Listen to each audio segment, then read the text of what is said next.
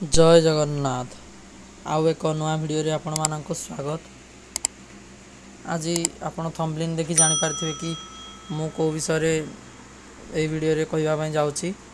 तो आपण माने जो माने कि मो घर पई अप्लाई करथिले ताहार बहुत बड़ इंपोर्टेंट अपडेट एबे आसी जाईची कि किछि दिन पूर्वरु ब्लॉग द्वारा बैंक पाखक आपणकर सबू डॉक्यूमेंट पठै दिया जाईची। एबे आपण जानतु आपण को टंका केबे मिलिबो। वीडियो को जम्मा स्किप करिवेनी, ए वीडियो रे बने रहंतु। स्टेप बाय स्टेप आपण को प्रोसेस बतेइबी एवं स्टेटस ताहा कोन रहिछि आपण मानकु कहबा को जाउछु। फास्ट आमे एठी जो अछि दरखास्त स्थिति ऊपर क्लिक करिवा। एठी जो अछि दरखास्त स्थिति ता ऊपर क्लिक करिवा। तापरे आपणकर आधार नंबर टी एठी दे देबे।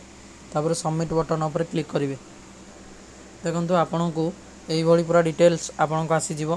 एंतु एठी आवेदनकारी को नाम, आवेदनकारी को पिता को नाम, आवेदनकारी को मोबाइल नंबर ता टोटल आपन कर देइछि। देखंतु एठी आपनकर एक नंबर कोन हला ना ब्लॉक द्वारा स्थिति पूर्ण होइछ, अर्थात कि ब्लॉक द्वारा आपनकर सब डॉक्यूमेंट को वेरीफाई कर दिया जाइछि। एवं तापर स्टेप रही कि वर्तमान आपण घर फोटो स्थिति देखो, फोटो उत्तोलन स्थिति संपूर्ण हो सारी, फोटो उत्तोलन आपणकर हो सारी। एवं प्रकल्पर नक्शा एवं बय अटकल स्थिति आपणकर पूर्ण होइछि।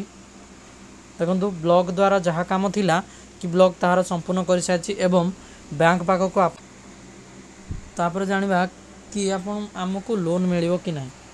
देखो ये कथा तो आम कहीपर ना, सरकार बहुत गुड़ी योजना बाहर कलेनी, से बहुत गुड़ी योजना सक्सेस होची एवं बहुत कुछ योजना फेलियर होची।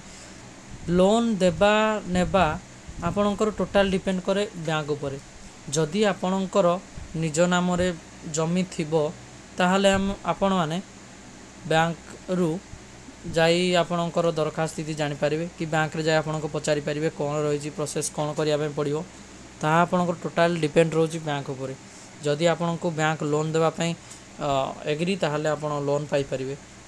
देखो तापर आपको जदि आपको बैंक लोन देवाई चाहिए ताहले आपणकर जगार बेंचमार्क गोटे थाए, आपणकर बेंचमार्क ता आपण चेक इन करेंगे। आपन को आउ गोटे वीडियो में बतईदेवी कि जगार आपणकर भैल्यू केते कि आपण जमीर मूल्य केते, से अनुसार आपण मानकु ऋण प्रदान करा जिवो। जय जगन्नाथ। यही भली वीडियो पाइबा पई लाइक करेंगे, शेयर करेंगे, सब्सक्राइब करेंगे। आउ एक वीडियो रे मु पूरा डिटेल्स बेंचमार्क पर वीडियो नहीं आसीबी।